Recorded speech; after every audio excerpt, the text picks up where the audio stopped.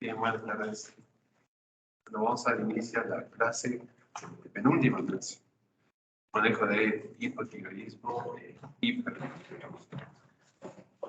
Igual que conceptos básicos generales, porque si no hay algunas cosas que no se van a entender de terapéutica. Y bueno, ya vamos a iniciar la siguiente. Muy bien, ¿cuál es la etiología más común en el mundo? Es el déficit de yodo. Quizás ustedes no están muy familiarizados con esto del déficit de yodo, porque hace ya varias décadas en el Perú se implantó como una medida sanitaria obligatoria para las fábricas de sal, que es la sal yodada. Es por esto de que se combatió este problema de salud público del bocio endémico a través de la sal yodada. Pero todavía tenemos regiones del Perú, tipo la sierra de Cusco, por hecho la sierra que limita de Cusco con Abancay, Ayacucho, Andahuaylas, zonas realmente remotas, eso en todo sentido, con pobreza extrema, y en esas zonas todavía se encuentra el bocio endémico. Es decir, son esos pacientes que tienen un bocio grande con un hipotiroidismo, ¿no? Ese es el bocio endémico. Entonces, nosotros no lo vemos mucho, pero en otros continentes donde hay pobreza extrema, como el continente africano, es una prevalencia bastante alta. Es por eso que es la primera causa. Nosotros no lo imaginamos porque no lo vemos, porque nosotros estamos en la ciudad, a la sal, y la sal de por sí está ayudada, de acuerdo a un decreto de salud de hace muchas décadas, para combatir este problema de salud pública. Pero la otra causa son las causas autoinmunes. La siguiente, por favor. Las causas autoinmunes pues han tomado bastante prevalencia en nuestro medio o en básicamente ciudades grandes o ciudades que tienen acceso básicamente a productos con yodo, donde no hay mucha pobreza extrema.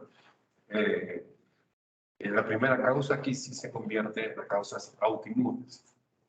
El primario, es decir, cuando el órgano principal dañado es la tiroides, se llama primario. Cuando está dañada la hipófisis es secundario, y cuando está dañado el hipotálamo es terciario. El primario es el 99% de las veces de hipotiroidismo, es decir, el daño del mismo órgano. ¿Por qué se puede determinar?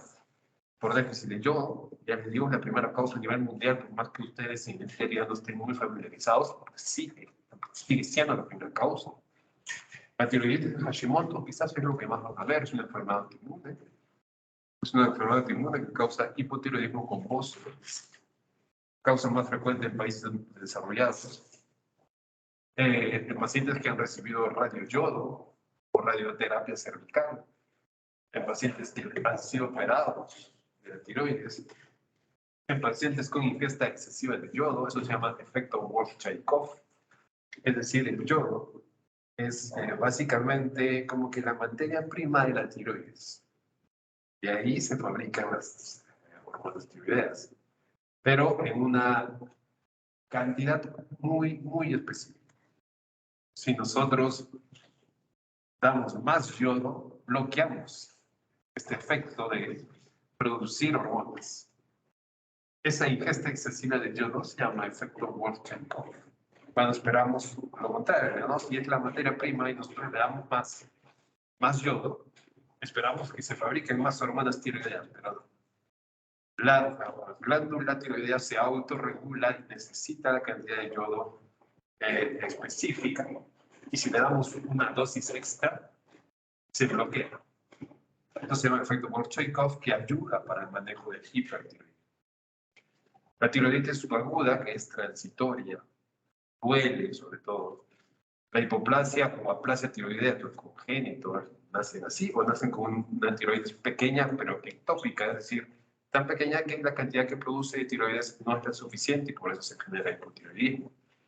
El déficit congénito de la biosíntesis de hormonas tiroideas es mucho más raro. Y fármacos de litio. ¿Y qué es lo que hace el litio? Pues como que le cierra la puerta al yodo. Eso es lo que hace el litio. Sabemos que el yodo es la materia prima, pues el litio evita que se absorba, evita que se use a nivel de la glándula, entonces la glándula tiroides no tiene la materia prima para fabricar las hormonas tiroideas, eso es el litio. Las hormonas antitiroideas básicamente tienen un efecto muy similar, el metimazol, por ejemplo, o tiamazol, tiene un efecto muy similar al litio.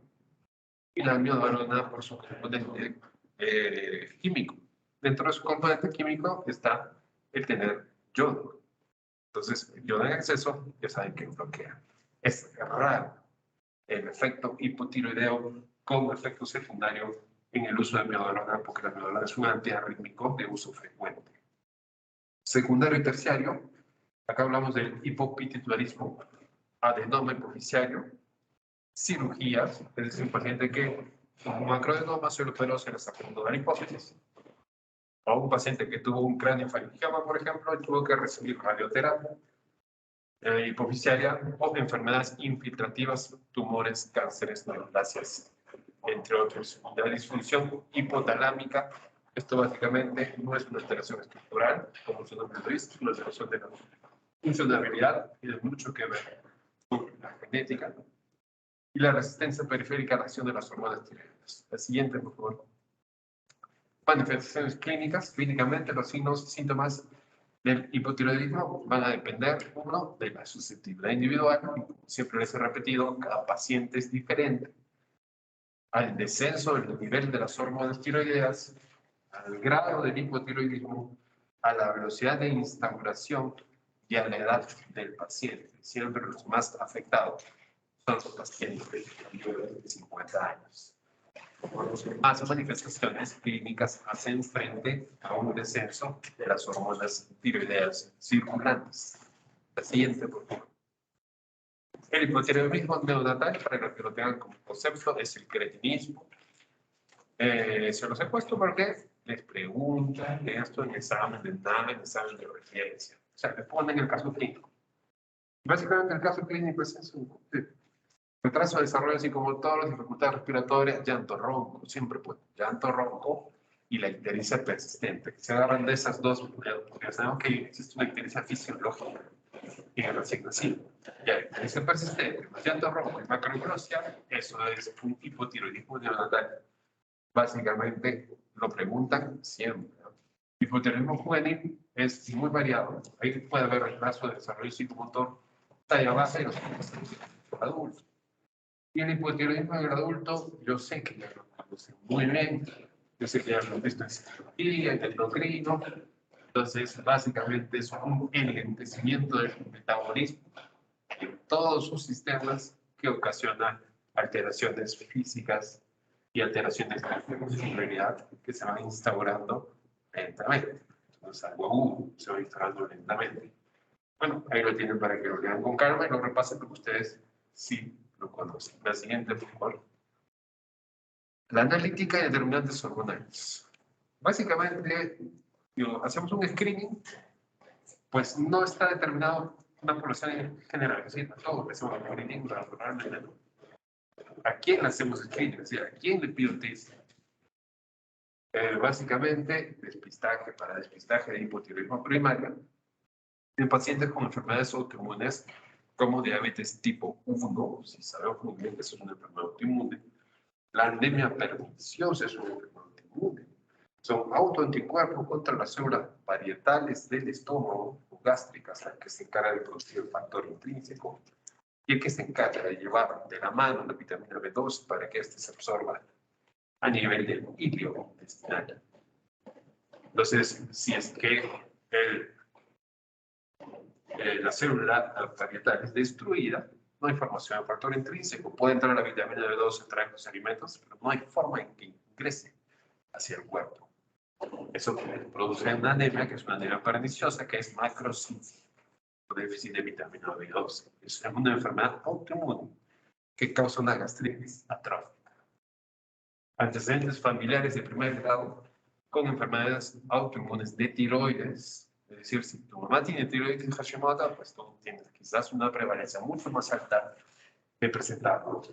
Antecedentes personales de radioterapia cervical por alguna enfermedad neoplásica de dicha zona.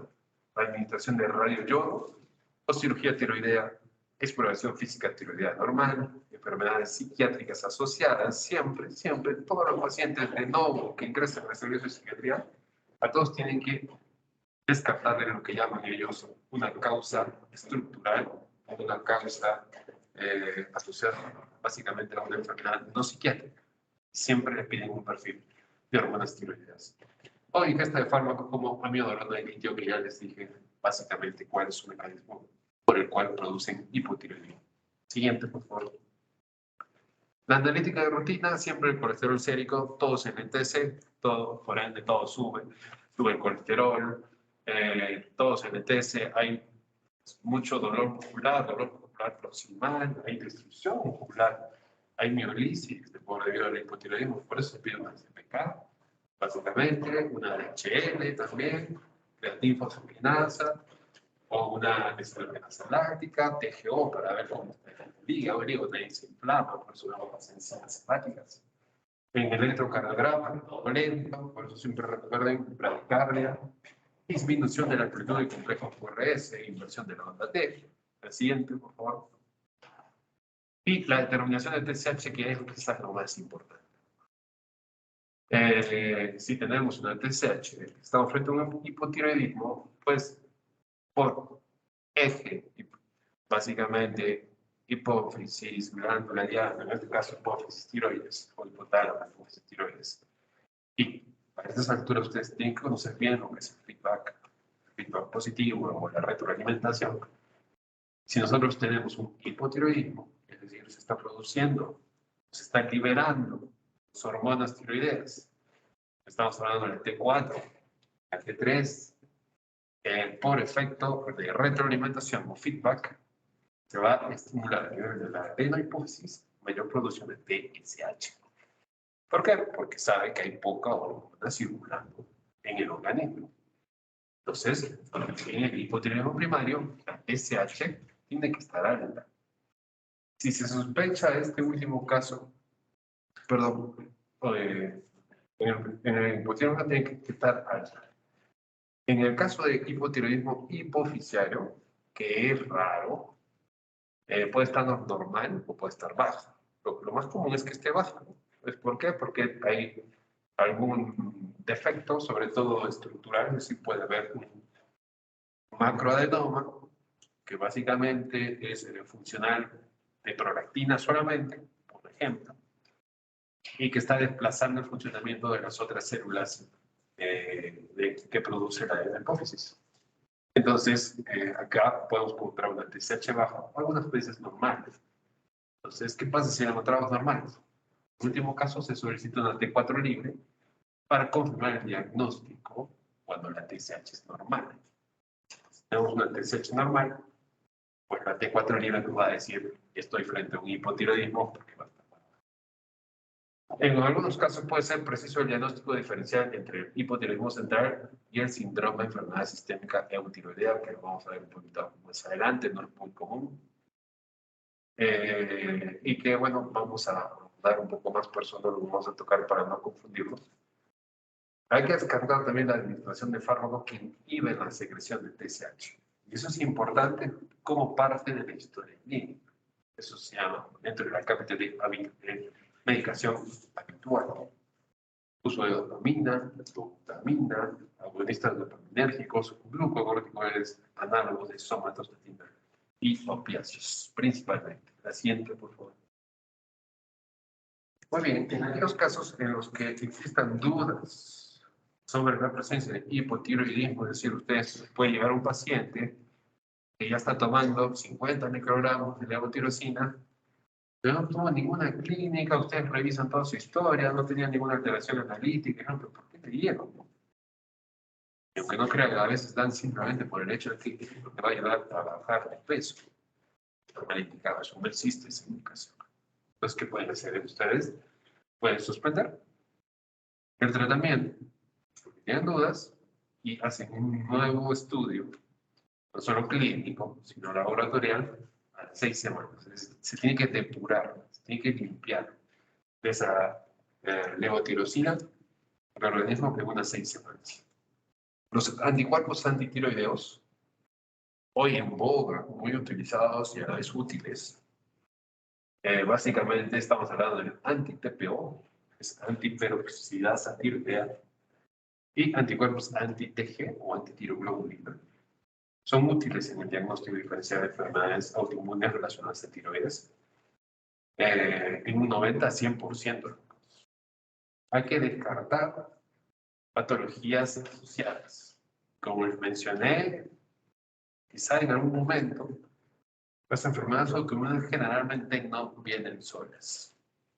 Siempre vienen acompañadas de alguna u otra, ¿no? Por ejemplo, lupus con Sjögren. Vienen siempre acompañados de un otro. Diabetes tipo 1, adrenalitis autoinmune, caso lo miraremos en el programa de clase, la insuficiencia suprarrenal, vitiligo, la anemia perniciosa, la enfermedad celíaca.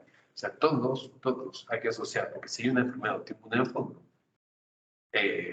casi no vienen solas. Nosotros en hospitalización tenemos un paciente varón con artritis reumatoidea y que ha debutado con una tromboembolismo pulmonar de las ramas principales bilaterales. ¿Cuál es la primera causa que sospechamos en él? Porque los resultados han sido negativos de otro tipo de enfermedades más comunes, síndrome del tifo lipídico. Porque no vienen solas. Realmente, por eso cuando ustedes estén frente a una situación, no solamente aquí, sino en general, de una enfermedad autoinmune, y tengan alguna nueva presentación de una supuesta nueva enfermedad, también piensen que puede ser enfermedad autoinmune. A veces piensan que porque hay enfermedad autoinmune ya, por ejemplo, no puede ser, porque ya la tiene, ¿no? Puede ser, porque hay un fondo genético de autoinmunidad. La siguiente, por favor. En la mayoría de los pacientes el tratamiento va a ser crónico, es decir, de por vida. Salvo en el caso de los hipotiroidismos transitorios, como las tiroiditis subagudas, o en el hipotiroidismo por fármacos o opciógenos. Esto se refiere básicamente a fármacos que tienen componentes de yodo y que pueden dar una sobrecarga de yodo y hace que se bloquee la tiroides. Y opciógenos se refiere a alimentos con carga de yodo y que en su consumo excesivo pueden bloquear el funcionamiento de la glándula tiroides. Esto se ve más en vegetales. Es decir, por ejemplo, náuseas, flor. Pero si se come en exceso y en su forma natural, es decir, crudas. Si son sancochadas, por ejemplo, estos pues realmente casi es imposible que se den. A eso se refiere a posible. Descartar antes del tratamiento una insuficiencia suprarrenal cuando esté enfrente a un paciente de novo, es decir, está en debut, concomitante en caso de hipotiroidismo central, ¿no? Este no es el caso del hipotiroidismo central. Si ustedes no tienen claro que es primario, ya no hay que tranquilos, den su levotiroxina. Pero sí es central porque puede afectarse también otro eje hormonal. Entonces, en este caso que sea central, podemos estar frente a otra disfunción hormonal, esa es una insuficiencia suprarrenal, y nosotros al darle levotirosina podemos desencadenar una crisis suprarrenal. Eso se puede evitar dando glucocorticoides antes. Por eso cuando ustedes tengan un hipotiroidismo de origen central, o sea, secundario o terciario, siempre hay que descartar o estudiar el eje hipotálamo, hipófisis suprarrenal. La siguiente, por favor. En la actualidad se acepta el tratamiento es sustitutivo, es decir, doy lo que falta. Primero lo tenemos de forma sintética y lo que falta es hormona, entonces se la doy. Pero ¿cómo se la doy? Se realiza con T4 por vía oral, puede ser levotirosina, y se administra la medicación 30 minutos antes del desayuno. Es decir, este medicamento siempre sin ayunas.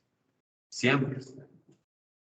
¿Por qué? Porque de eso depende su absorción. Necesita buen ácido para poder absorber el ácido gástrico, ¿no?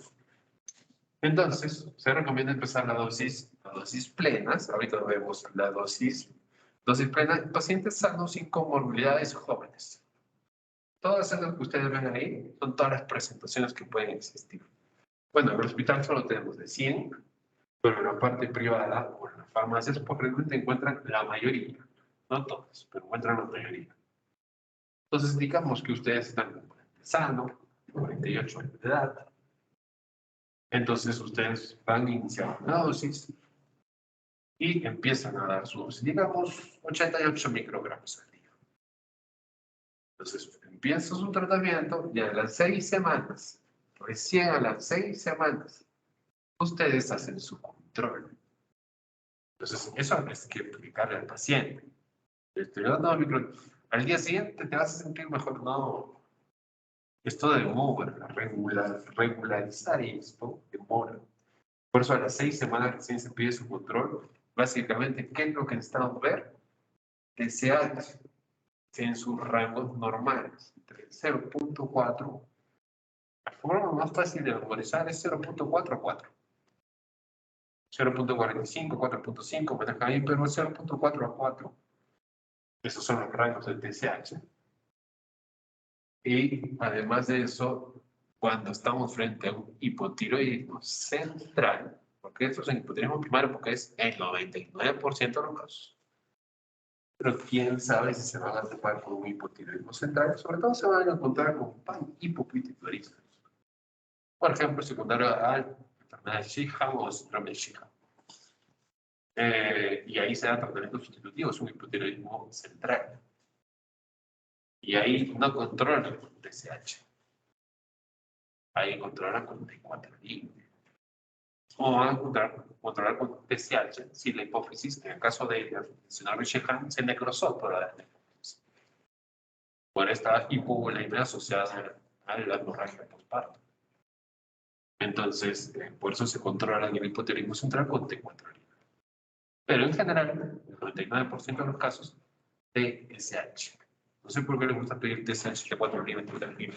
Solo necesitan TSH. Nada más. La siguiente, por favor. Esta básicamente es la dosis que se usa, por eso dice dosis plenas. Estas son las dosis plenas. Y se dan cuenta, son los adultos.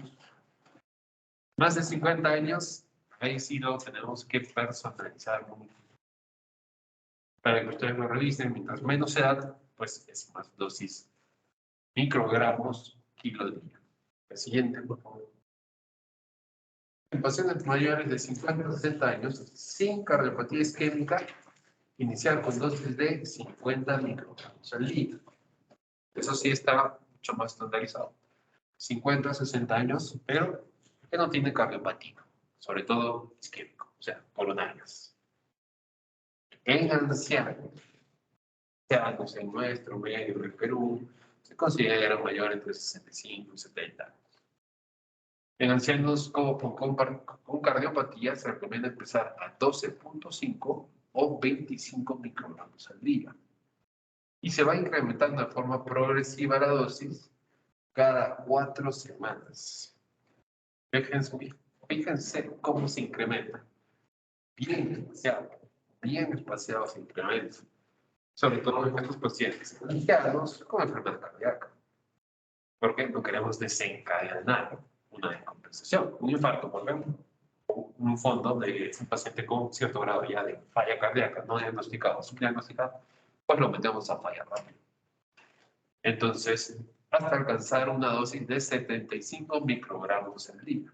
La vamos subiendo y llegamos a un techo de 75 microgramos al día, pero eso no quiere decir que ahí me quedo. Pues cuando llegue a 75, pido mi control. Básicamente, hay que mantener esta dosis durante 6 semanas, o sea, llego a 75, 6 semanas mantengo y recién pido desecho. Para ver si es que estoy realmente controlado, si estoy eutiroideo, es la palabra. Y a partir de la 7ª o 8ª década de la vida, los requerimientos de hormonas pues realmente descienden, 20-30%, porque el metabolismo de los mismos y la masa corporal también va a descender. Entonces, cuando el paciente es saciado, cardiopatía, sobre todo coronaria, es más cauto con el inicio. cuando llegamos a un techo de 75, mantenemos 6 semanas y controlamos con TSH. La siguiente, por favor. Evitar la toma de levotirosina con fármacos o sustancias que alteren su absorción o metabolismo, como por ejemplo colestiramina, colestipol. Son fármacos usados para la hipercolesterolemia y lo que básicamente se encarga es evitar la absorción de los lípidos para que puedan ser eliminados a través de las heces. Bueno, si tomamos juntos también va a evitar la absorción de la levotirosina. Los bifosfonatos, que se encarga de que básicamente el calcio se meta al hueso en enfermedades como osteoporosis. Aquí tenemos, por ejemplo, el ácido solendrónico como ejemplo. Los bifosfonatos también bloquean de cierta forma la absorción de la levotirosina. Los inhibidores de bomba de protones o omeprazol. Acá se dice, doctor, ¿cómo hago entonces? El paciente toma varias cosas, empieza omeprazol. Bueno, hay que acomodarlo. Hay que acomodarlo. ¿Cómo realmente? Pues realmente, todo maneja en Cayetano, por ejemplo. Cayetano indica su servicio de endocrinología, tu levotirosina 30 minutos antes del desayuno y 2 horas después del desayuno, recién tomas un omeprazol. Eso es como lo indican, está bien indicado, tiene lógica. Porque yo estoy provocando cierta acloridia con el inhibidor de bomba de protones, es decir, no estoy produciendo ácido clorhídrico, se va a absorber la levotirosina si estoy dando. Y si el paciente lo requiere, porque tiene indicación de uso del omeprazol, y además necesita levotirosina 30 minutos antes y 2 horas después de tu desayuno, tomas tu omeprazol. Esa es la indicación correcta. Por eso a veces nos falla un poco el tratamiento. Raloxifeno, que también se usa en cuadros de osteoporosis, sales cálcicas, sulfato ferroso, quelates de fósforo, que lo vimos la semana pasada, -1. Orlistat, también lo mismo, es un fármaco que inhibe la reabsorción de los lípidos a nivel de la luz intestinal y hace que se eliminen las heces. Ciprofloxacino, considérenlo, antagonista de los receptores H2, aquí está la ranitidina, y y los antihistamínicos también bloqueadores de H2, y los zumo de uvas, acá no lo consumimos mucho, y de soja, ¿no? Se pueden requerir dosis mayores de levotirosina en pacientes con mala absorción. Y aquí tenemos enfermedad celíaca, pacientes que por algún motivo fueron sometidos a un bypass de ayuno ileal. Cirrosis biliar, autoinmune, y la acloridia, que también es una enfermedad autoinmune, y tenemos la gastritis atrófica que genera anemia perniciosa. O con fármacos que aumentan su aclaramiento, cuando hablamos de su aclaramiento es su depuración, su eliminación. Como fenobarbital, heroína, carbamazepina, rifampicina, y se dan cuenta, todos estos son inductores del citocromo P400. Lo inducen, ¿cuál es? Hormonas de crecimiento, sertralina e inhibidores de la tirosina. La vida media de la levotirosina es de 7 días aproximadamente. Por lo que si nosotros se omite o se deja de tomar por unos días, en el caso de intolerancia oral, o en el caso que hasta que se olvide, considerémoslo ahí, no influye de forma decisiva en la evolución de una enfermedad concomitante.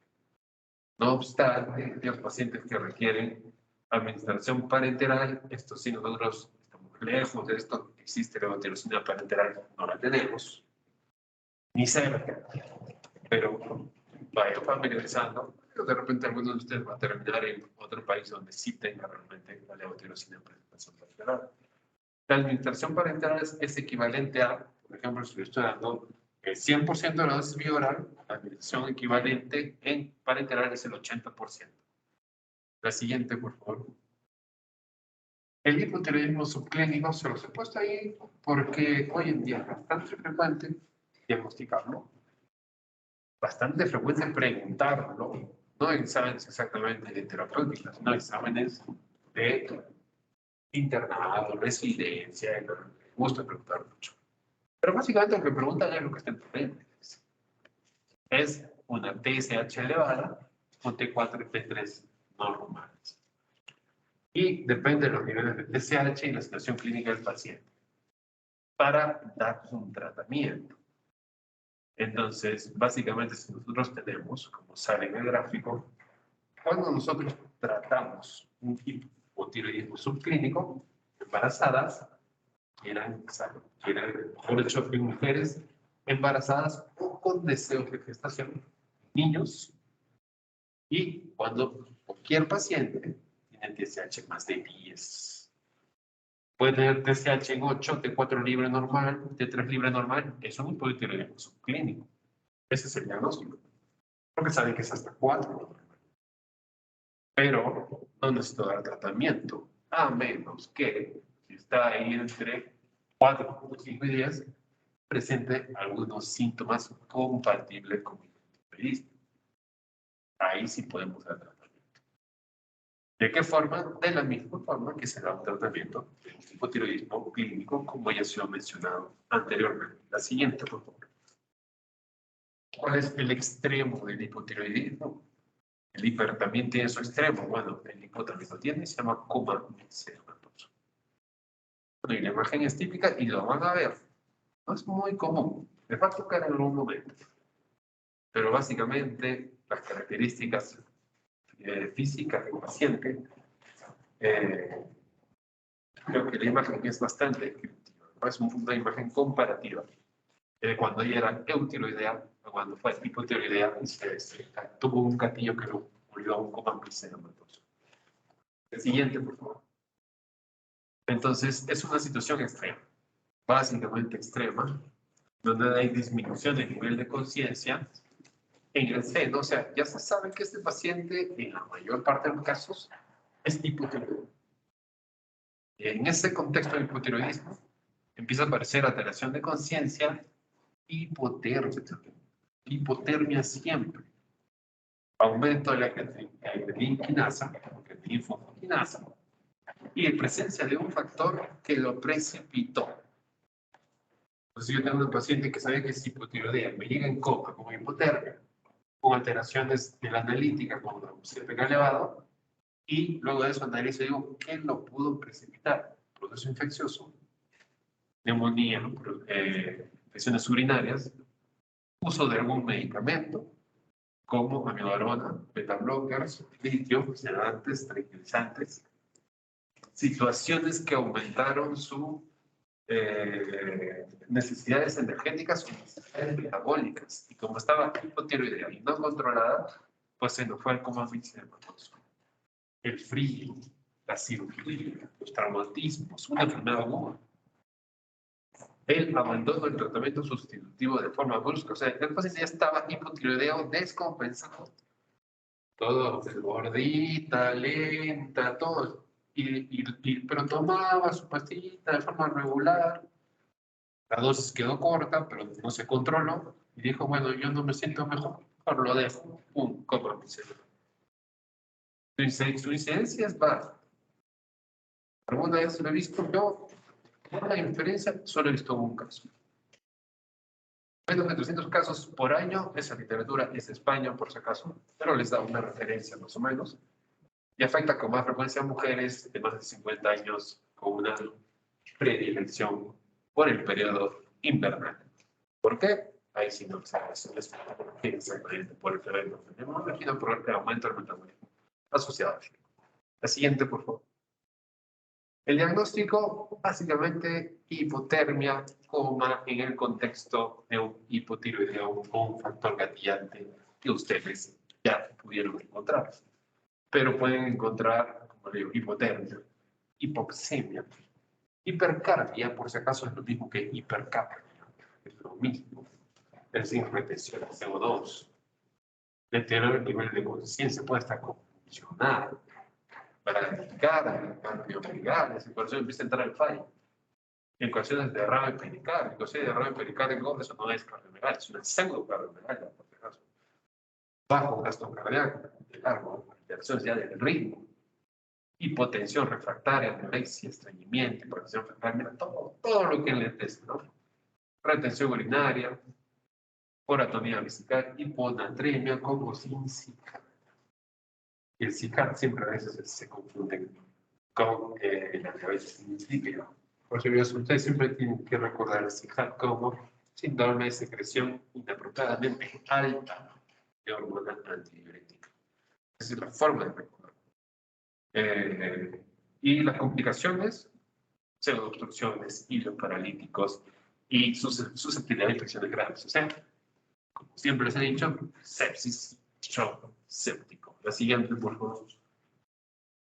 Medidas generales, mantener una habitación con una temperatura adecuada, entre 20 y 25 grados. Hay que recalentarlo con mantas o suelo fisiológico. Por caso, suelo fisiológico se refiere al suelo que está ahí en el almacén. No hay que dar suelo calentado, porque acaso por ahora hay gente que se da suelo calentado en estos cuadros. No, vas a generar una vasodilatación periférica, porque tal vas a desencadenar mayor hipotensión, mayor shock, y se te muere. Ya lo usan menos. Se ha visto que no hay beneficio. Así como en algunos casos también le gusta dar en cuadros de hipertermia, suelo helado, tampoco se ha visto ningún beneficio, ¿no? Pero hay que dar una buena hidratación. Si el paciente está en coma, pues tiene que entrar a soporte ventilatorio. Si el paciente está reteniendo CO2, tiene que entrar a soporte ventilatorio. Cuando está hipoxémico y no responde a medidas muy masivas de oxígeno adicional, tiene que entrar a soporte. Si el paciente está hipotenso y no responde, soporte ventilatorio. Pero hay que tratar la hipotensión tanto con fluidos o con vasoactivos. Manejo de hipoglicemia, con suelo glucosado. Todo esto ya es manejo general de un paciente en estado crítico. Restricción hídrica en el caso de hiponatremia, ojo con la fluidoterapia, el exceso de líquidos. Siempre les voy a decir, la fluidoterapia no significa dar agua libre de demanda. Todo tiene un objetivo y tiene metas. Si hiponatremia severa, que no se siente bien, tendría que administrar suero salino hipertónico, para ser más claro, cloruro de sodio al 3%. Ese es el suero salino hipertónico. Se puede asociar al furosemida para forzar diuresis y el tratamiento antimicrobiano, en caso lo requiera, ustedes detecten un foco infeccioso, porque es el gatillo. Si no tratamos el gatillo, el paciente va a seguir anclado en su coma misericordioso. La siguiente, por favor. Los glucocorticoides. Hidrocortisona. Bolo inicial, 100 miligramos, seguido de 50 miligramos cada 6 horas. Y esa es la dosis estándar también de un paciente en shock séptico con sospecha de insuficiencia suprarrenal por hipoperfusión. Shock refractario. 50 miligramos cada 6 horas. Se va disminuyendo de forma progresiva en 24 horas, a razón del 20-30%, dosis previa, durante estos 7 días. En una semana le voy retirando el grupo. Luego, si se confirma la insuficiencia suprarrenal, por eso estoy dando yo glucocorticoides, básicamente, en un estado de coma misedematoso, porque hay hipotensión. Y es que estoy sospechando de que hay insuficiencia suprarrenal asociada. Entonces, acá no es que ya le pido un cortisol en orina, no tienes tiempo, tienes que actuar. Entonces vas a actuar y vas a dar tu hidrocortisona. Y en el caso que luego tengas tiempo, realmente diagnostiques que sí había concomitantemente una insuficiencia suprarrenal, pues le das la dosis de mantenimiento, que usualmente equivale a 5 miligramos de prednisona por día. La hormona tiroidea, estamos tan lejos de esto. Ellos la tienen en Europa, en Estados Unidos, no sé si en alguna parte de Latinoamérica. La tienen en presentación parenteral. Bueno, lo máximo que tenemos es la levotiroxina. Pero para que sepa que existe, porque hay que dar, ¿no? O sea, estoy en un coma misematoso, ¿qué tenemos que dar nosotros? Tenemos que dar, pues, por vía digestiva. Es decir, puede ser por sonda nasogástrica, o también se puede usar por sonda rectal, a través del recto, a través de la ampolla rectal. Hay buena absorción. Y es una urgencia, hay que darlo. Pero para que más o menos manejen, esto les ayuda más o menos a manejar las dosis. Si yo lo voy a usar vía oral y sé que más o menos el 70% de esto equivale al 100% vía oral, entonces por ahí yo ya tengo una idea de qué dosis voy a usar. Voy a usar la vía digestiva siempre y cuando tengan una contraindicación de usar la vía digestiva. Monoterapia de hormona o T3 libre, ampollas de 10 microgramos, se da un bolo inicial, una dosis de ataque de 10 a 20 microgramos, seguido de 10 microgramos cada 4 horas durante 24 horas. Posteriormente, 10 microgramos cada 6 horas durante 1 o 2 días. Lo mismo tenemos que hacer, pero usando nuestras tabletitas de levotirosina y utilizando una sonda. De elección, terapia combinada, ellos me tienen ampollas de T3 libre y T4 libre. Envidia, la verdad, pero nosotros no lo tenemos. Voy a 500 microgramos, bolo de 200 en ancianos, de 400 en jóvenes, este es de T4 libre, seguido de 100 microgramos por día endovenoso, y al tercer día se puede pasar a la vía oral 50 o endovenoso, pero la misma dosis. Y a la vez, la T3 libre, 10 microgramos cada 8 o 12 horas hasta alcanzar la dosis de mantenimiento de la T4. La siguiente, por favor. Evolución y pronóstico. Mortalidad global en el caso del coma medicamentoso es de 50-80%. Es alto, es realmente alto. Y cuando sé que está respondiendo mi paciente, empieza a salir de la hipotermia. Eso sí es un buen indicador. Uno, mejora la frecuencia cardíaca bradicárdico, empieza a mejorar la frecuencia cardíaca. Ese es un buen indicador. Pero si a los 2 y 3 días sigue igual, térmico bradicárdico, a pesar de todo, el pronóstico ya se hace mal. Es decir, la mortalidad ahí sí se acerca mucho más al 80%. La siguiente. Bien, ahora vamos al otro lado, al manejo del hipertiroidismo. La siguiente, por favor. Básicamente, etiología del hipertiroidismo depende de si es autónoma, es decir, es una enfermedad que no depende de ningún feedback. Por sí sola, está disparando hormonas tiroideas. No depende de nadie, no tiene un jefe. Y hay otras que sí son autónomas. Mejor dicho, que no tienen autonomía. O sea, que funcionan y dependen básicamente de algún jefe, por decirlo así. La enfermedad de Graves a la cabeza, de lejos, es la más común. Es una enfermedad autoinmune que produce autoanticuerpos que estimulan el receptor de TSH. Estimula, no lo bloquea, lo estimula.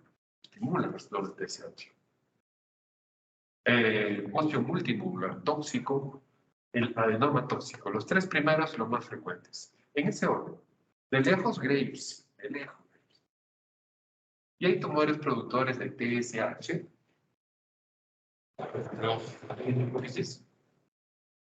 Y de hormona gonadotropina coriónica que ustedes lo han hecho, lo han escuchado, me han escuchado, como la molalidad o el coriocáncer. ¿Y qué es lo que sucede? Doctor, pero ¿qué tiene que ver acá la hormona gonadotropina coriónica con el hipertiroidismo? Es que la gonadotropina coriónica tiene básicamente dos subunidades. Por eso cuando ustedes piden para el fuera de embarazo, piden la subunidad beta-HCG, pero tiene una subunidad alfa.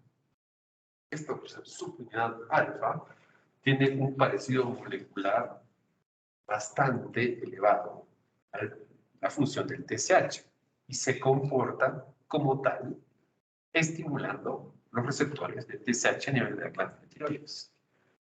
Pero eso no es 100% de los casos. Se puede dar, pero es el mecanismo como funciona. La subunidad alfa, beta no. En el caso de tirotoxicosis sin autonomía funcional de tiroides, acá tenemos las tiroiditis que generalmente son transitorias.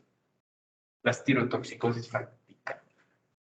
Aunque no crean, hay pacientes con ciertos trastornos que toman para generar varias pastillas de levotirosina y te confunden todo el cuadro. Hay un problema ahí supratectorial, hay un problema psiquiátrico, pero en ese momento nosotros no lo detectamos.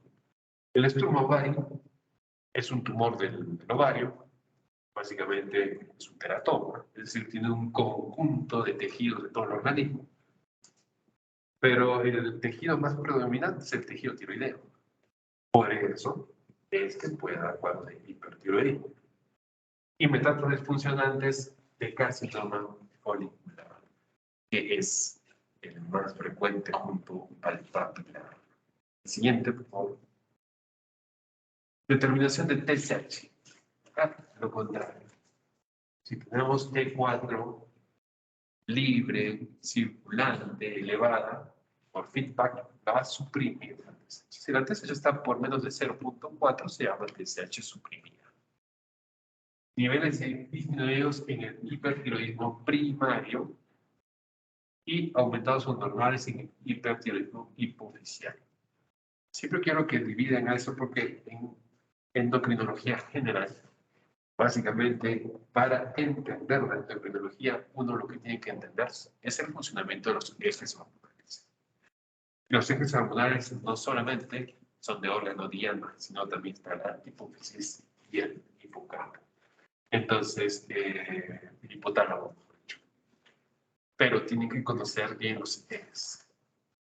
Primario es la glándula mínima. Y siempre recuerden lo más frecuente. Entonces, si se sospecha de un hipertiroidismo hipofisiario, se debe solicitar la determinación de la subunidad alfa para diferenciar del adenoma productor de TSH, que también se encuentra en la hipófisis, o de la resistencia a hormonas tiroideas. Esto es mucho más complejo, esto es mucho más especialidad y casos mucho más únicos, por decirlo así. Existe un cociente que se puede aplicar como para sospechar, pero nosotros no tenemos básicamente cómo usar la subunidad alfa de la beta-glucanona o neutrofina coriónica o de la TSH. No tenemos eso. Básicamente para que lo conozcamos un poco más teóricamente. Siguiente, por favor. Determinación de hormonas tiroideas preferiblemente en forma libre. Se demostrará la elevación de T4 libre en los casos de hipotiroidismo. Es posible la existencia de T4 libre normal con T3 libre elevada. Eso se llama toxicosis. Puedes tener eso. Usualmente acá es TSH y T4 libre. Pero en hipertiroidismo la T3 sí me sirve. En casos de enfermedad de Graves, tóxico financiado. La siguiente, por favor. La determinación de anticuerpos anti-TPO, peroxidasa tiroidea, pueden ser útiles en el diagnóstico diferencial. Si se dan cuenta, estos anti-TPO se encuentran tanto en el hipo y hiper. Por eso pueden estar presentes, en este caso el 75,80% de los casos, pero ¿quién les da básicamente al final el diagnóstico? La clínica. Pero ya te dice, es de causa autoinmune. El anticuerpo está diciendo, es de causa autoinmune. También se puede determinar los casos de estos autoanticuerpos que básicamente van contra el receptor de TSH para estimularlo. Se puede encontrar que son positivos en un buen porcentaje, pero básicamente la utilidad nos ayuda cuando nosotros estamos usando fármacos antitiroideos y queremos saber si ya estamos en meta, es decir, estamos bien con la dosis de fármacos antitiroideos y podemos pedir este tipo de anticuerpos. Existen aquí en algunos laboratorios particulares, pero no son muy accesibles porque son bastante caros. Nos ayuda básicamente a decir, estoy en metas, puedo suspender, y también se asocia con la persistencia de la enfermedad, o sea, también veo eso. Y en la mujer embarazada, ya que se asocia a la presencia de un hipertiroidismo neuronal transitorio por su paso por el placenta. Básicamente conceptos muy específicos de situaciones especiales. La siguiente, por favor. La gamografía, esto sí lo tenemos, área llamada medicina nuclear, con yodo 131, el yodo 123 no lo tenemos mucho, el magnesio 99 sí lo tenemos. Y básicamente este te da el diagnóstico de, o sea, nódulos calientes, nódulos fríos, templados. y las características de la captación del yodo. El yodo en forma normal se distribuye en todo el cuerpo, pero tiene una preferencia por la tiroides. 2 a 3 veces más se acumula en la tiroides. Es por eso que con este yodo radioactivo o este radioyodo, nosotros podemos hacer no solamente un estudio de confirmación, sino también se puede hacer un tratamiento. Lo vamos a ver más adelante. La gamografía muestra una captación irregular, si es que muestra una captación irregular con múltiples nódulos en diversos estados funcionales. Es decir, hay varios nódulos, algunos calientes, algunos templados y otros fríos. Básicamente, eso es un bocio multinodular tóxico. En cambio, si es que nosotros encontramos un nódulo único, súper caliente, y que te suprime la TSH, ese es un adenoma tóxico. Y si encontrábamos una captación homogénea, o sea, toda la tiroides capta de forma excesiva el yodo y difusa de una forma global, esa es la enfermedad de Graves. Entonces, ¿cómo nos diferencia rápido la gamografía en el diagnóstico en estas 3 patologías que son las más frecuentes de hipertiroidismo? La siguiente, esto es un cuadrito para que lo repase. Y realmente no es sencillo, está bien hecho, ¿no? Porque te habla de TSH y T4 libre. ¿Lo que se te ve? TSH baja, T4 libre y tienes diagnóstico. Hipertiroidismo. ¿Qué más? Hay que seguir poniéndole los apellidos. Si le encuentro bocio, oftalmopatía, Graves. Si no hay bocio ni oftalmopatía, pues le hago su mamografía. Si tiene una hipercaptación difusa, Graves, porque todos los Graves vienen con oftalmopatía ni con bocio, por si acaso. O un exceso de producción de la monotrofina coriónica en un contexto mucho más infrecuente.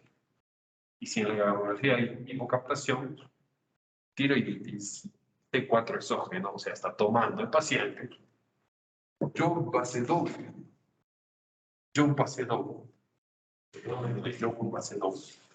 Serían básicamente pacientes con bocio endógeno, o sea, un hipotiroidismo endógeno. Entonces se dieron cuenta y dijeron, bueno, este paciente está haciendo bocio endógeno porque le falta yodo en la alimentación. Vamos a darle yodo. Entonces le dieron yodo al paciente y en vez de volverse eutiroideo, se disparó y se volvió hipertiroideo de una forma rápida. Eso se llama fenómeno de Joe-Basedov. Es decir, la hiperrespuesta a la administración de yodo en un bocio endémico. Y el estruma ovari, ya saben que es un tumor teratoma, donde se encuentran todo tipo de tejidos, se encuentran hasta dientes. Bueno, también hay tejido tiroideo que puede generar hipertiroidismo. El bocio unido multinodular sin oftalmopatía, adenoma tiroideo o bocio multinodular tóxico. Si tenemos una TSH alta, una T4 alta, ya no estamos en hipófisis. Mejor dicho, en tiroides, ya estamos en hipófisis. Pero si es algo que está produciendo que la TSH esté alta, pues es adenoma productor de TSH. Por eso se llama TSH-OMA. Ese es el adenoma productor de TSH. Raro. ¿Sí? Y RHT significa resistencia a la hormona tiroidea. Es mucho más raro. Pero se puede encontrar ese perfil. TSH alto, T4 libre. Y de una forma mucho más rara, la TSH baja y la T4 libre normal. Y nosotros tenemos eso, TSH bajo, T4 libre normal. Hay una relación. Entonces, tenemos ahí recién nos vamos a estudiar la T3. Ahí recién complementamos con la T3. O sea, miren con qué perfil recién complementamos con la T3. TSH baja, T4 libre normal. Y ahí sí complemento con T3. Si tengo la T3 elevada, se llama T3 tirotoxicosis. O enfermedad de Graves también. La enfermedad de Graves está en todo, pero su presentación no es única. ni clínica ni laboratorial. O el bocio multinodular tóxico, sobre todo en ancianos. Si está baja, la T3, eso se llama de un síndrome de enfermedad sistémica eutiroidea, así se llama, eso significa CS, síndrome de enfermedad sistémica eutiroidea, o uso de fármacos, corticoides y dopamina, sobre todo. Y si la T3 es normal, así como existe un hipotiroidismo subclínico, también existe un hipertiroidismo subclínico.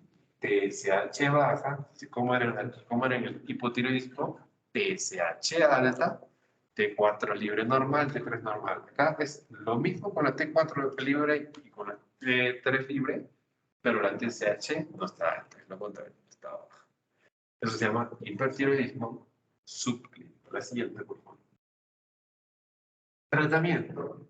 Y ahí lo pongo entre paréntesis, enfermedad de Graves, porque el tratamiento está dirigido a la enfermedad de Graves. Si es un adenoma tóxico, ablación, cirugía. Si es multinodular, ablación, cirugía. Pero acá en la enfermedad de Graves no, es diferente, porque es toda la tiroides. Al inicio queremos ser conservadores, no queremos bajarnos de una cirugía toda la tiroides, y al final terminamos llevando hasta la paratiroides, ¿no? Entonces damos antitiroideos. Básicamente, empezamos con eso, se considera primera elección, sobre todo en pacientes jóvenes. La probabilidad de curación no es muy alta, es menos del 50%. La dosis inicial para conseguir el eutiroidismo, metimazol, que si lo tenemos, comprimidos de 5 miligramos, con carbimazol, que existe en la parte privada, 30 a 40 miligramos por día. Se puede dar la dosis en una sola toma al día, o propiltiuracilo, que si lo tenemos, 300 a 600 miligramos al día. Si tenemos, son dosis importantes durante 6 semanas. 2 a 4 comprimidos cada 8 horas, sí, bastante, en número, ¿no?, de pastillas. Y luego de eso por 6 semanas, uno se mantiene ahí durante 6 semanas. Hay que hacer controles por los efectos colaterales o efectos secundarios de los antitiroideos, que se lo voy a decir más adelante. Pero, recién de las 6 semanas, hago una disminución progresiva de la dosis hasta mantener al paciente con la mínima dosis eficaz. Es decir, estoy dando una dosis como de ataque, porque regular este proceso del hipertiroidismo también es un proceso lento. Esto no lo vamos a poder hacer tan rápido, a menos que estemos en la crisis tirotóxicos. Entonces, la dosis mínima eficaz de metimazol o carbimazol, que utilizan la misma dosis, si se dan cuenta, de 5 a 10 miligramos por día, o también llamada dosis de mantenimiento. O bien, si usamos propiltiuracilo, 50 a 200 miligramos por día, para mantener los niveles de T4 dentro de lo normal. La TSH puede mantenerse suprimida hasta 9 meses después de haber alcanzado el eutiroidismo. Es decir, ustedes se encuentran con la TSH, pero la T4 ya está dentro del rango normales, puede mantenerse durante 9 meses, y eso no significa que ustedes están fallando, sino que esto también demora en regular. Porque cuando llega un eutiroidismo, yo hablo de un eutiroidismo, es cuando tengo la T4 libre, la T3 libre, la TSH dentro del rango normal. La siguiente, por favor. Pero bueno, ¿hasta cuánto tiempo voy a dar mi antitiroideo y voy a seguir esperando la respuesta? No, 12 meses o 18 meses, si no tengo respuesta, pues hay que echarme a buscar otra factor. Esto de aquí, o sea, que lo sepan bien lo que sigue, porque también me gusta preguntar muchísimo a los exámenes, de la ciencia sobre todo. En el primer trimestre del embarazo, se prefiere la administración de propiltiuracilo por su menor paso placentario y posibilidad de teratogenia que puede tener el metamizol, por más raro que sea, pero la tiene. Manteniendo los niveles de T4 siempre en el rango superior, dentro del rango normal, pero en el superior alto. ¿Por qué? Porque en el estado de embarazo el metabolismo es mayor. Durante la lactancia puedes usar cualquiera de los dos. Pero en el embarazo, propil tiuracilo es el indicado. La siguiente, por favor. Efectos secundarios de los antitiroideos, reacciones alérgicas, puede haber cualquier medicamento, pero tiene básicamente sobre todo el metronidazol, la agranulocitosis. Y qué seria realmente, la granulocitosis se refiere a que me estoy quedando sin glóbulos blancos, sobre todo de primera línea, neutrófilos. A eso se refiere, a los neutrófilos, básicamente. O sea, segmentados, no se puede. Me estoy quedando, o sea, se me están deprimiendo, se me está quedando inmunosuprimido y muy expuesto. Entonces, si pasa eso, sí, se suspende el tratamiento. Sí o sí se suspende el tratamiento, después no solo se suspende, se quedan hospitalizados los pacientes. Lo he visto una vez. Y en este caso, se tiene que suspender. Puede pasar también con propil tiuracilo también. Y es independiente la dosis, no es que por más que le dé, pues tengo más probabilidad de hacer la granulocitosis, ¿no? Es independiente, pero ahí se suspende el fármaco. Se recomienda tratamiento con factores estimulantes de colonias de granulocitos. Filgrastim es el nombre que nosotros tenemos aquí en el hospital. Esa es la ampolla, viene en presentación parenteral, que es un factor estimulante de colonias de granulocitos. Y hay que advertir al paciente si presenta, pues cuando uno inicia al paciente, que si tú presentas fiebre, dolor de garganta, úlceras, deja de tomar la pastilla y te vienes a tocar. Tienes que venir, porque probablemente esté frente a una granulocitosis. También puede haber hepatotoxicidad o vasculitis asociada a propiltiuracil. La siguiente, por favor. Radioyodo.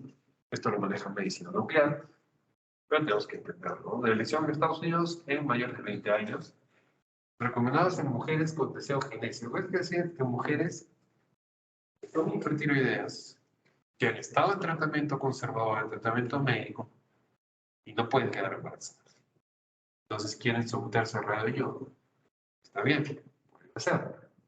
Pero tienen que esperar más de 6 meses para volver a intentar quedarse embarazadas. A eso se refiere a lo que está entre paréntesis. Pacientes con riesgo quirúrgico elevado, antecedentes de cirugía o radioterapia cervical. Es decir, si yo tengo un paciente que tiene un problema de hipertiroidismo con bocio, pero su riesgo quirúrgico es muy elevado, es decir, se me puede morir en sala por las comorbilidades, mejor el radioyodo. Antecedentes de cirugía o radioterapia cervical, es decir, todo eso ya está manipulado y volver a entrar a manipular, pues mejor el radioyodo, porque si no vas a complicarte. Y contraindicaciones de los antitiroideos, la granulocitosis. Es una contraindicación, por ejemplo, a un paciente que ya de por sí tiene cierto grado de neutropenia asociado a otra enfermedad. Contraindicado en embarazo, por eso si se va a embarazar es después de 6 meses de que se suspenda y en menores de 5 años. En niños de más de 5 años parece no existir riesgo con la administración de yodo, pero mucho cuidado con el término. Parece no existir evidencia baja. Entonces, ahí sí ustedes manéjenlo, claro, si son pediatras, manéjenlo siempre con pinzas. Cobertura corticoidea en caso de oftalmopatía. Cuando hay oftalmopatía, enfermedad de Graves, hay que dar corticoides siempre. Prednisona, básicamente a dosis de 1 miligramo por kilo por día, de 40 a 60 miligramos al día. Y se empieza una descalación, una disminución en 10 miligramos, o sea, de 10 miligramos más cada 2 semanas. Durante 1 a 2 meses tras el radioyodo.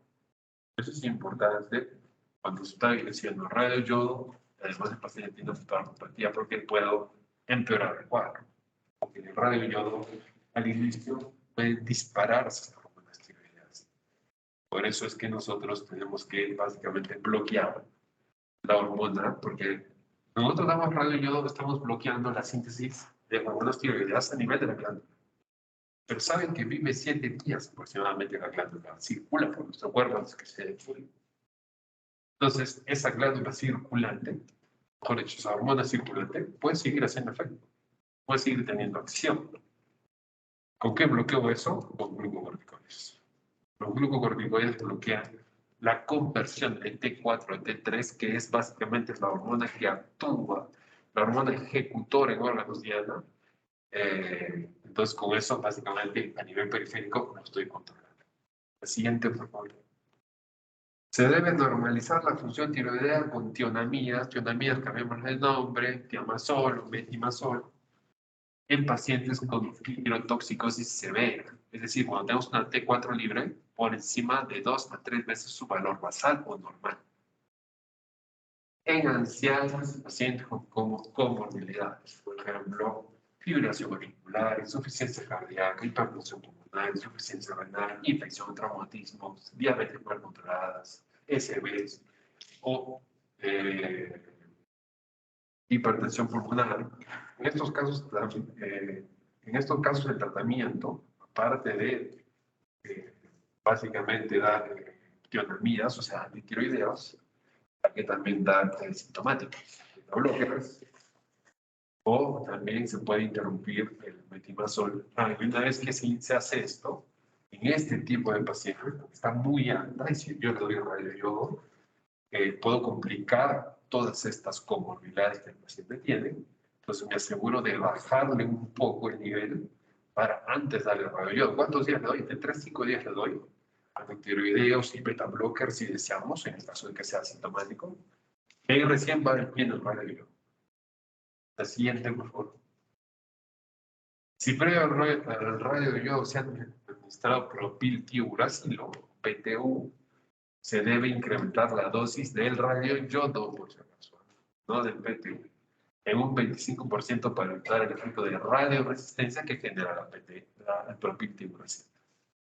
Eso lo conoce muy bien medicina nuclear, pero nosotros también lo estamos aprendiendo.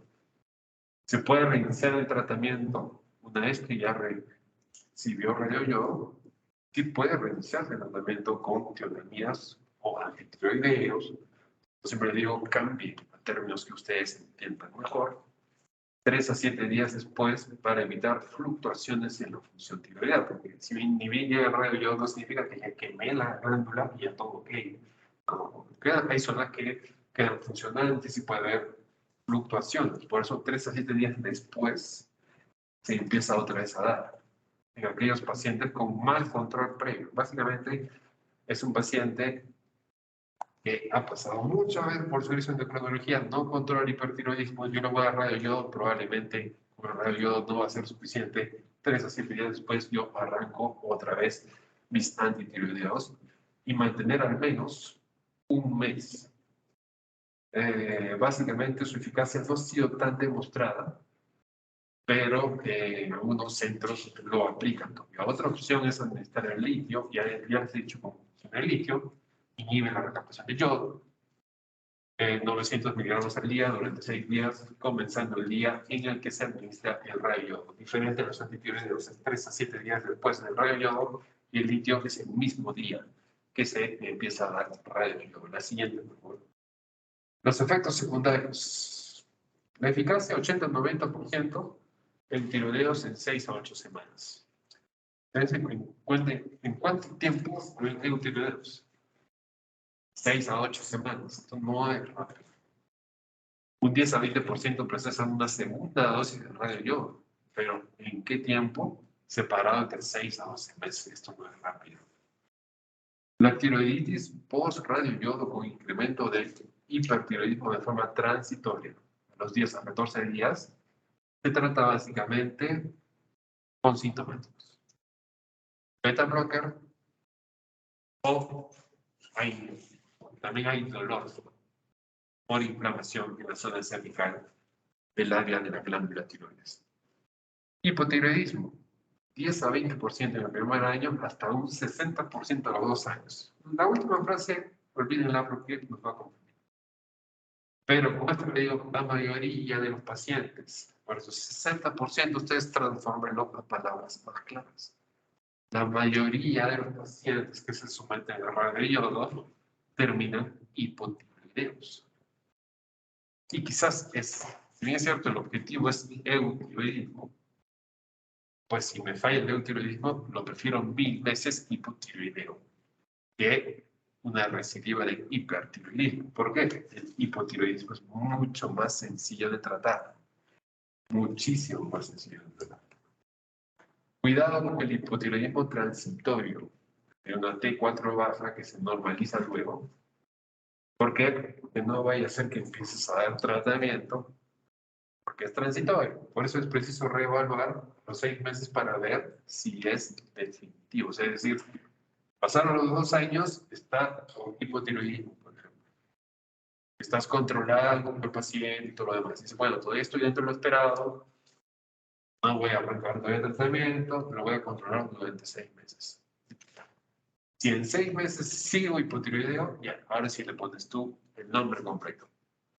Es un hipotiroidismo secundario a radioyodo y que requiere terapia de sustitución con levotiroxina. La siguiente, por favor. Cirugía. ¿Cuándo opero? ¿Cuándo son voces muy grandes? Más de 80 gramos puede ser muchísimo más. Síntomas compresivos, captación tiroidea de yodo baja, sospecha de malignidad, hiperparatiroidismo asociado con criterio quirúrgico, mujer con deseo genético igualito, es decir, si se opera la tiroides, tienes que quedarte embarazada, tienes que esperar luego de la operación unos 6 meses para intentar quedar embarazada. Pacientes con efectos secundarios a los antitiroideos o contraindicaciones para la administración de radioyodo. Se puede realizar a partir del segundo trimestre del embarazo, se puede realizar durante el embarazo, muy diferente a radioyodo. De elección también oftalmopatía severa. Casi en oftalmopatía severa no es que vas a operar el ojo, no. Vas a sacar toda la glándula tiroides. Como alternativa administrar radioyodo corticoides. Esa es alternativa para la oftalmopatía severa. La tiroidectomía puede ser total o subtotal, casi total, también lo llaman en la literatura española, pero puede ser subtotal, o sea, queda un remanente tiroideo. El tratamiento preoperatorio, es decir, cómo lo prepara mi paciente, es con metimazol. Básicamente, ¿qué hace el metimazol? El metimazol bloquea la formación de hormonas tiroideas a nivel de la glándula tiroides, más no a nivel periférico. ¿Quién lo hace a nivel periférico? Básicamente el corticoide. Para conseguir el eutiroideo. Si lo preparo, vuelvo el eutiroideo porque voy a manipular esa glándula y voy a liberar cantidades industriales de hormonas tiroideas, pues necesito que haya poca reserva. O una reserva normal. Para evitar el riesgo de tormenta tiroidea. Y aplico el yoduro potásico, también llamado Lugol, que sí lo tenemos en el reciente. Se llaman gotas. Dar en 5 a 7 gotas 3 veces al día. ¿Cuál es el fin del Lugol o del yodo? Pues básicamente bloquear el exceso de yodo a la glándula y en que deje de producir hormonas tiroideas. Desde 10 días antes de la cirugía. O sea, 10 días antes de la cirugía yo ya empiezo a preparar a mi paciente con antitiroideo, metimazol y con Lugol o yoduro potásico, que es lo mismo. Lugol es el nombre comercial. La siguiente. Los efectos secundarios, complicaciones. Hipoparatiroidismo frecuente. Ahí sale poco, pero no es frecuente. Usualmente, un buen cirujano de cabeza y cuello lo que hace es sacar la paratiroides, sobre la diseca la paratiroides y la implanta en el antebrazo. Lo pone aquí y sigue funcionando normal. Pero no todos manejan bien esa técnica. Lesión del nervio recurrente, hipotiroidismo postquirúrgico, depende de la extensión de la sacaste todo el es evidente, ¿no? Pero está dejando un remanente, bueno, estos remanentes para evitar esto, ¿no? Entonces, si quieres que sea un tiroideo, pero cuando la indicación dice, mi técnica, es mejor sacar todo, no voy a lograr hipotiroideo en algún momento sin tomar mucho. ¿Y cuándo yo recibo? Cuando dejaste pues algún remanente, puede haber recibido a hipotiroideo. La siguiente, por favor. Tratamiento sintomático, beta-blockers, ¿cuáles? Pranolol de 10 a 40 miligramos cada 6 horas o atenolol de 5 a 100 miligramos cada 12 horas. El siguiente grupo. Y otros hipertiroidismos, no es necesario que lo lean, el adenoma tóxico, básicamente, o radioyodo, o cirugía. Nada más. Y lo que sale acá abajo, todo es las indicaciones de cirugía, que ya lo hemos visto en otro slide. La siguiente, por favor. Y en un negocio multinodular tóxico, lo mismo, radioyodo o cirugía. Entonces, si se dan cuenta, la enfermedad de Graves se maneja diferente al adenoma tóxico y al negocio multinodular tóxico. En el negocio multinodular tóxico y adenoma, pues somos mucho más agresivos, más cruentos con el radioyodo o la cirugía. Como el otro, tenemos un tratamiento médico por el cual podemos intentar un eutiroidismo para que el paciente esté controlado sin llegar necesariamente siempre al radioyodo o a la cirugía. La siguiente, por favor. Y el extremo se llama crisis tóxica o tormenta. La siguiente, por favor. Y esto es la situación más extrema de todos los síntomas del hipertiroidismo. Y es lo contrario al hipotiroidismo. Hipertermia, taquicardia, alteraciones neurológicas, más frecuente en pacientes con hipertiroidismo sin tratamiento o con un tratamiento ineficaz o inadecuado. Se suele precipitar por una cirugía, no cirugía de tiroides necesariamente. Por ejemplo, entró por una pensectomía y se precipitó. Sepsis, infección u otras enfermedades agudas, bien parecido a coma medicamentoso, se da cuenta, solo que el otro extremo se debe a un aumento de la fracción libre de hormonas tiroideas secundario a la presencia de inhibidores de la unión a proteína. O sea, usualmente si la hormona está unida a la proteína, no tiene cómo hacer efecto en el órgano diana. Pues en este evento agudo aparecen inhibidores que evitan que la hormona se una a la proteína. Entonces su forma libre está circulando y por ende está ocasionando toda esta crisis tirotoxicósica. La siguiente, por favor. Esos son los criterios diagnósticos de tormenta tiroidea, ahí lo dejo para que ustedes lo sepan, pero básicamente conozcan los parámetros: función termorreguladora, hipertermia, efectos sobre el sistema nervioso central, disfunción gastrointestinal y hepática, disfunción cardiovascular, eventos precipitantes. Y hay una puntuación. 45, altamente sugestivo de tormenta. Entre 25 y 44, alto riesgo de tormenta inminente. Menos de 25, diagnóstico de tormenta más improbable. La siguiente, por favor. Improbable. Medidas generales de tratamiento, como todo paciente crítico, como mixedematoso, crisis tirotoxicósica es una crisis. Es un paciente que está en riesgo, es un paciente inestable. Para colocar al paciente en una habitación fresca oxigenada, en caso de hipertermia, usar paracetamol. Importante que recuerden esto: nunca aspirina, salicilatos, que es lo mismo, o por lo menos algo propio que tenemos acá, ya que alteran la unión de la hormona tiroidea a las proteínas plasmáticas. Es decir, mientras más libre la dejas a la hormona circulando por sangre, más riesgo de que se complique. También se puede usar, no se puede usar paracetamol, se puede usar clorpromacina, que sí lo tenemos en dosis de 25 a 50 miligramos para tratar la hipertermia. La administración endovenosa de complejo B, que sí lo tenemos, básicamente son para vitaminas de neuroprotección, porque esos pacientes hacen crisis neurológicas. Soporte hidroelectrolítico, si es que se requiere, suero glucosalino, o suero salino, o glucosado. Esto lo vamos a saber no solamente por los niveles de glucosa, sino por una alteración hidroelectrolítica que requiere la reposición según el déficit. Siguiente. Dosis altas de antidiuréticos, casi hay que dar dosis altas de videos, o mejor dicho, más altas aún.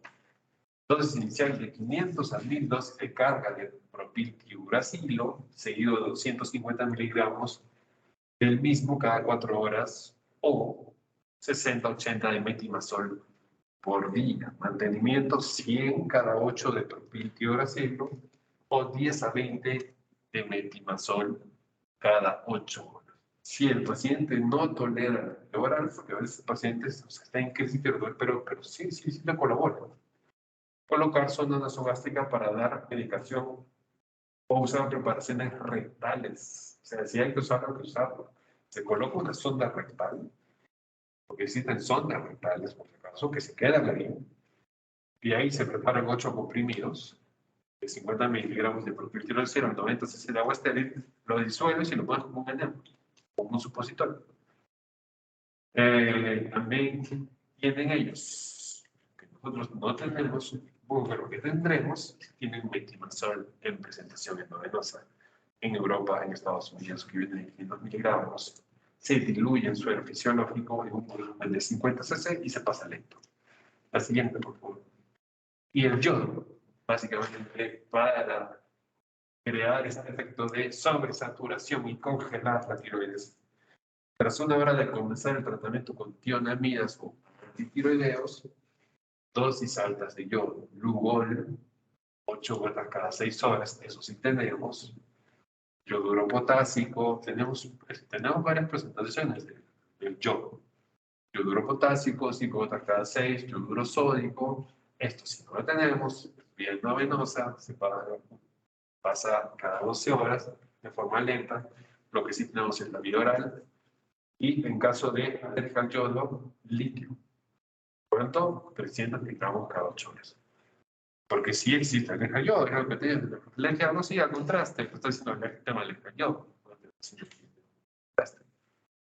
Contrastes yodados, básicamente, aquí tenemos el hipodato sódico, el ácido yopanoico, pero básicamente lo que quiero que recuerden es lo que estoy subrayando.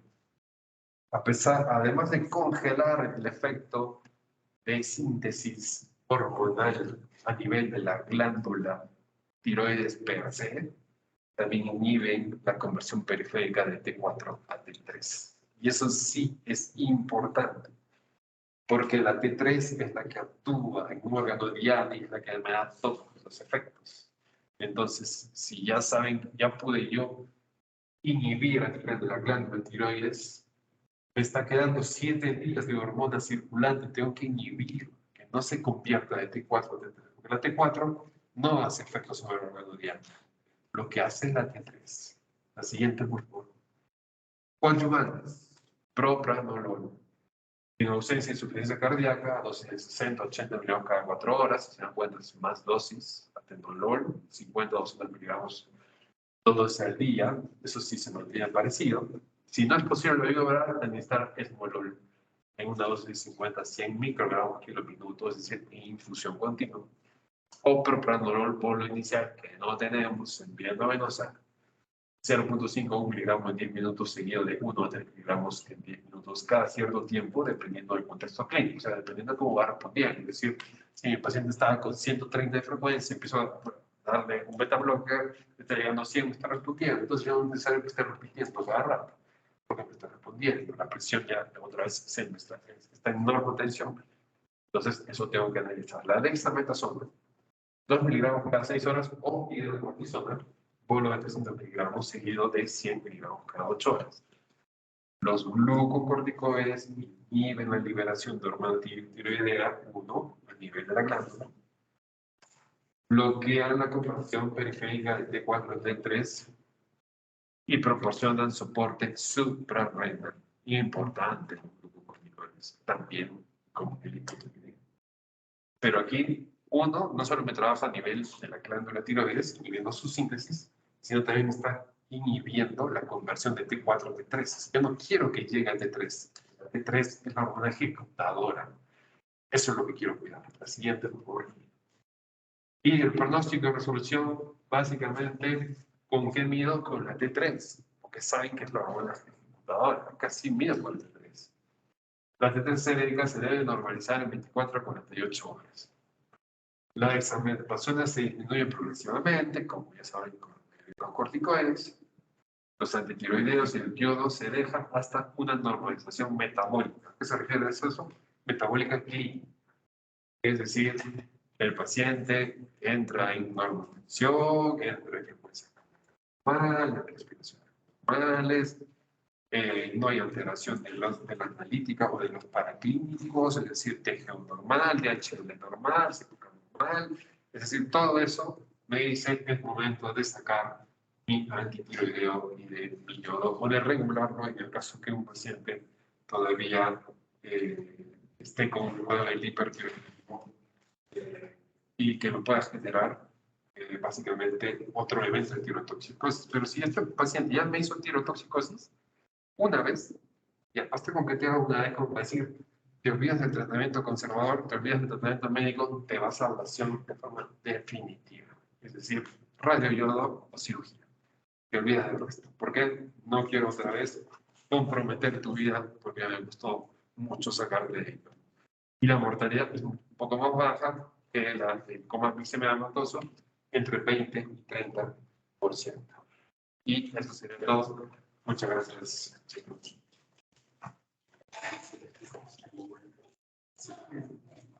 Gracias, chicos. Hasta luego.